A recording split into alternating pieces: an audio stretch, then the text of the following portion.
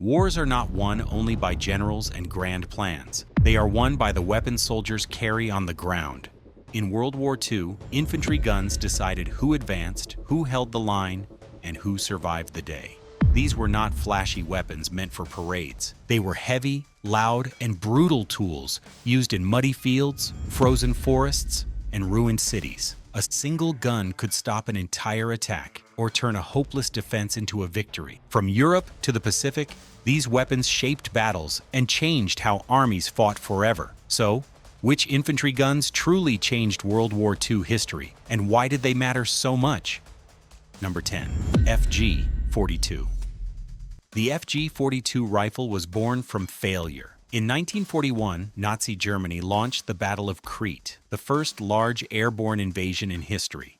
German paratroopers jumped from the sky with only pistols and grenades. Their real weapons were dropped separately. While they searched for their guns, Allied soldiers were already waiting with rifles and machine guns. The result was brutal. Thousands of German paratroopers were killed before they could even fight back. Germany won the battle, but it shocked its leaders. Something had gone very wrong. The Luftwaffe learned a harsh lesson. Paratroopers needed a weapon they could jump with and fight with immediately. This led to the creation of the FG-42. The name stood for Fallschirmjäger Rifle, and the year it entered service. It was not made for the regular army. It was built only for airborne troops who needed power, speed, and flexibility in one gun. The FG-42 was different from anything else in World War II. It fired a full-size rifle round, giving it strong range and stopping power. It could shoot in semi-auto for accurate fire and full auto when needed. A side-mounted magazine kept it balanced while lying prone. It also came with a built-in bipod, making it useful as a light support weapon. Some versions even carried scopes, which were rare at the time. In battle, the FG-42 allowed paratroopers to fight like full squads the moment they landed. It could replace a rifle, a submachine gun, and even a light machine gun in one roll.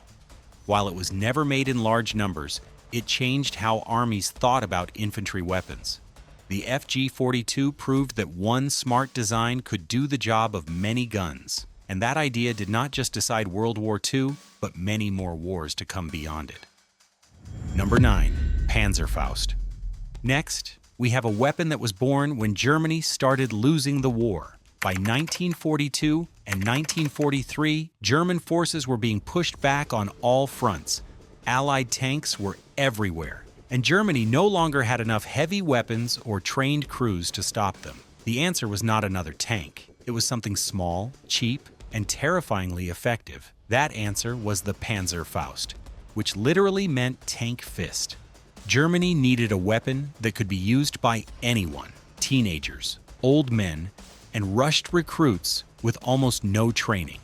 The Panzerfaust turned an ordinary infantry soldier into a serious threat. One man hiding in rubble or a doorway could destroy a tank that cost thousands of hours to build. Allied soldiers learned to fear narrow streets and ruined buildings because that was where Panzerfaust teams waited. The weapon itself was brutally simple. It was a disposable tube that fired a single large warhead. There was no fancy trigger system and no reload. You aimed, fired, and threw it away. The warhead used a shaped charge that burned through thick armor with ease. Even the heaviest tanks were not safe at close range. Later versions improved range and power, but the idea stayed the same. In combat, the Panzerfaust was used not only against tanks, but also against buildings. Soldiers used it to blast holes through walls, clear rooms, and break strong defenses. It became especially deadly in cities like Warsaw and Berlin, where tanks had little room to maneuver. The Panzerfaust changed World War II by proving that infantry did not need tanks to kill tanks. Its design inspired future weapons like the RPG. It showed the world that cheap, simple weapons could reshape the battlefield just as much as machines of steel. Number 8. ppsh-41. The ppsh-41 did not enter the war quietly. It started screaming. Its fast, rattling sound echoed through ruined cities, frozen forests, and narrow trenches. German soldiers learned to fear that sound because it usually meant Soviet troops were already too close. This was not a clean or elegant weapon. It was loud, heavy, and brutal. And that was exactly why it worked. Before World War II, the Soviet Union lagged behind in small arms design. Early submachine guns were slow to make and hard to supply.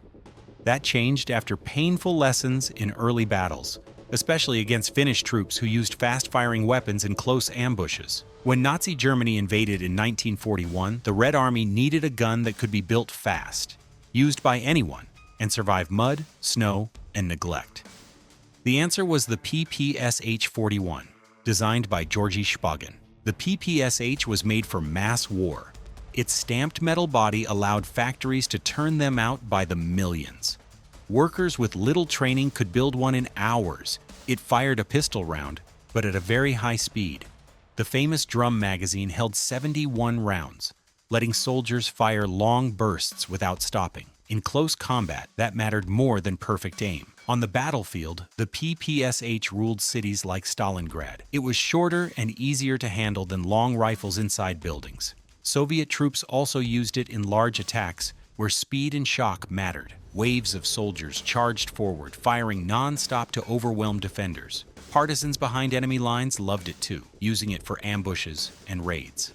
The ppsh did not disappear after World War II. China and North Korea adopted it, copying the design and using it in the Korean War. Its loud burst earned it the nickname burp gun.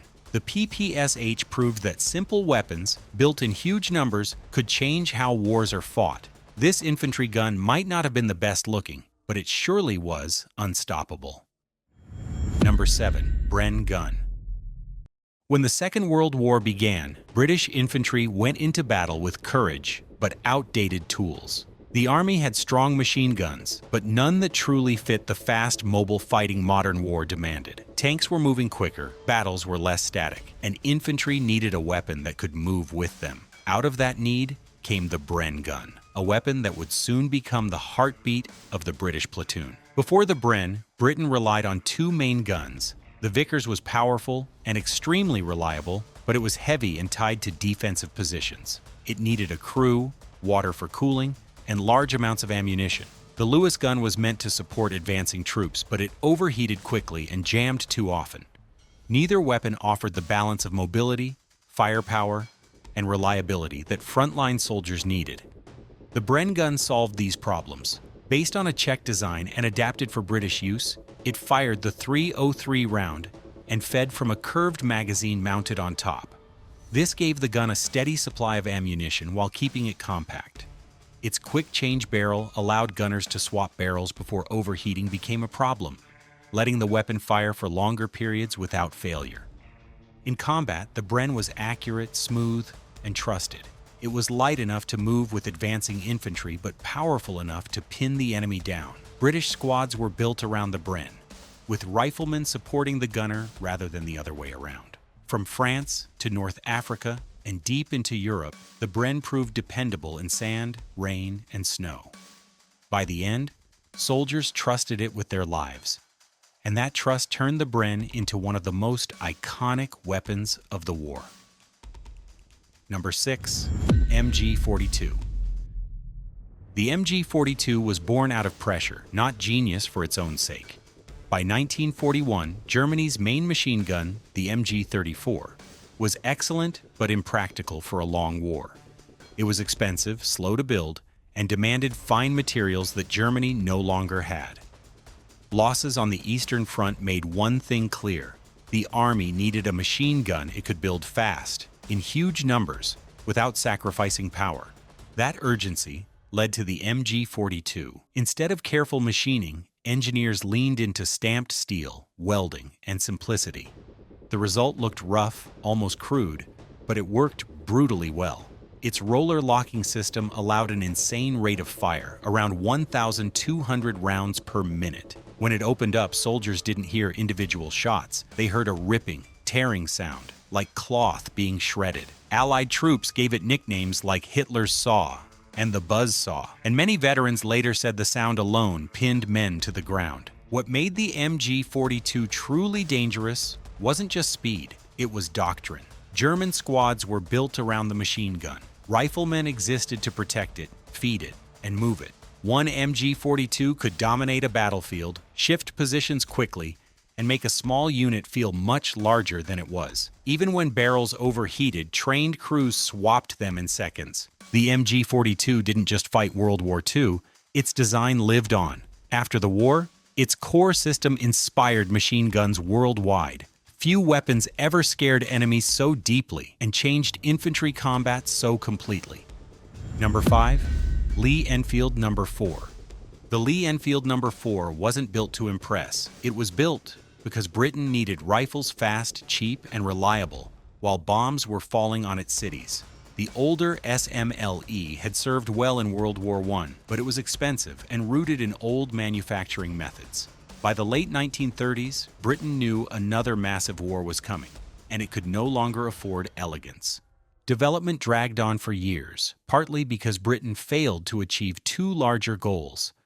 They couldn't perfect a semi-automatic rifle, and they refused to abandon the old .303 cartridge. When the No. 4 was finally adopted in 1941, it felt like a compromise. Not modern, not flashy, just practical. Yet that practicality mattered. The No. 4 retained the legendary Lee bolt, one of the fastest actions ever made. Trained soldiers could fire aimed shots at terrifying speed. Its heavier barrel improved accuracy, and its aperture rear sight was far better than the old open notch. In muddy fields, frozen forests, and soaked jungles, it kept working. Many soldiers disliked it. It looked plain. The spike bayonet felt cheap. It lacked the romance of older rifles. But when shells landed nearby and orders came fast, the No. 4 delivered. From Normandy to Burma, it quietly did its job. The Lee Enfield No. 4 didn't change the war through innovation. It did it with endurance. It was the rifle that showed up every day and refused to fail. Number 4. M1 Carbine. The M1 carbine exists because modern war doesn't respect job titles. In World War II, cooks, drivers, radio operators, and clerks suddenly found themselves under fire. Pistols were too weak. The M1 Garand was too heavy. The US needed something in between, fast. The requirement sounded impossible: a lightweight rifle under 5 pounds, semi-automatic, easy to use. Winchester accepted the challenge, helped by an unlikely figure, David Marshall Williams, a former moonshiner with a gift for mechanics. His short-stroke gas piston became the heart of the design. What followed was one of the fastest development cycles in military history. 13 days after receiving the contract, Winchester had a working prototype. Just 13 days after this submission, Pearl Harbor was bombed, and 3 days right after it, the design was ready for production. By 1942, carbines were already heading overseas. The M1 carbine wasn't meant to replace the Garand. It filled gaps. It gave support troops range and confidence. Paratroopers loved it for its size. Officers liked its low recoil. Critics called it weak, but in practice, soldiers hit more with it than with pistols. By war's end, over 6 million had been made. It served in Europe, the Pacific, Korea, Vietnam, and beyond. The M1 carbine proved a simple truth. Sometimes the most important weapon is not the strongest, but the one people can actually carry and use. Number 3. Sten Mark II. The Sten gun was one of Britain's most iconic Second World War weapons. Behind it were two brilliant men, Colonel Reginald Vernon Shepherd and Harold John Turpin. Turpin, born in Kent in 1893, worked as a draftsman at the Royal Small Arms Factory, RSAF, in Enfield. Shepherd, born in 1892, served as an army officer in Gallipoli and Egypt, then joined the RSAF Enfield as an engineer. Together, they combined their expertise to create a cheap, easy-to-produce submachine gun. In December 1940, the pair started designing what would become the Sten. By January 8, 1941, the first prototype, the T-40, was ready, having been built in just 36 days. The name Sten comes from the first letters of Shepherd and Turpin, while EN likely stands for England, though some sources claim Enfield. Interestingly, most of the work was done outside official hours, including Turpin's home workshop, and the first guns were assembled at Perivale, Middlesex. The Sten went on to become a key weapon for British and Commonwealth forces. Despite their wartime fame, the inventors received minimal recognition. Shepard received 1,500 pounds, while Turpin received just 200 pounds. Both men eventually retired quietly, with their creation leaving a lasting mark on military history. Number 2. Mosin Nagant 9130. Up next, we have one of the most mass-produced rifles in history, and for over a century, it has proven simple, tough, and reliable. Russia, a country famous for its rugged tools, needed a new rifle after the Russo-Turkish War of 1877-78 showed that its single-shot guns were outdated. In 1882, a Russian commission began testing new rifles, eventually choosing a combination of designs by Captain Sergei Mosin and Belgian designer Leon Nagant, and thus, the Mosin Nagant was born. Although they both submitted separate designs, Mosin was criticized for meager quality, while Nagant's was overly complicated. In the end, features from both were adopted. However, a majority were from Mosin's design. The resulting rifle, the 3-line model 1891, fired the 7.62 by 54R cartridge, a rimmed round designed for long-range accuracy. Over the years, minor improvements were made, such as the Dragoon variant and the M9130, keeping it effective in modern warfare. The Mosin saw action in both World Wars, the Russian Civil War, and countless smaller conflicts. Its strength was its simplicity, easy to maintain, tough in extreme conditions, and deadly accurate. Today, with around 37 million rifles produced, the Mosin Nagant is a symbol of Russian durability and military tradition, admired by collectors and by anyone who takes the time to look at its history. Number 1. Thompson M1A1. Imagine America in the 1920s, speakeasies, fast cars, and gangsters running the streets. In the middle of this troubled time, a new weapon made its way to the battlefield, the Thompson submachine gun, or Tommy gun. Designed by Brigadier General John T. Thompson and a small team of engineers, it was meant for soldiers after World War I. But before it even saw the battlefield, it became famous in a very different way. Criminals loved it. Police feared it. It fired 45 caliber rounds fast, 600 bullets a minute, and looked like a machine with style. People called it the Chicago typewriter. The first models were complicated, featuring clever mechanics known as the Blish principle. Soldiers wanted something simpler, and the M1 and M1A1 gave them just that: lighter, cheaper, and easier to handle. They could fire one bullet at a time or let the gun roar continuously. Stick magazines replaced heavy drum magazines, making them faster and more reliable in real combat. From the streets of Chicago to the beaches of Normandy, the Tommy gun became a symbol of firepower. Open bolt design kept it cool in long battles, and its simple yet deadly mechanics made it unforgettable. Soldiers, cops, and even gangsters would all remember its name. A legend born in both war and crime. And there you have it, 10 guns that didn't just fire bullets, they changed the course of history. From the streets of London to the battlefields of Russia, these weapons weren't just tools, they were legends. If you enjoyed this look back at the stories behind the steel, hit that like button and subscribe. Comment below which gun you would want in your hands if you were on the front lines, and we might just feature your pick in the next video.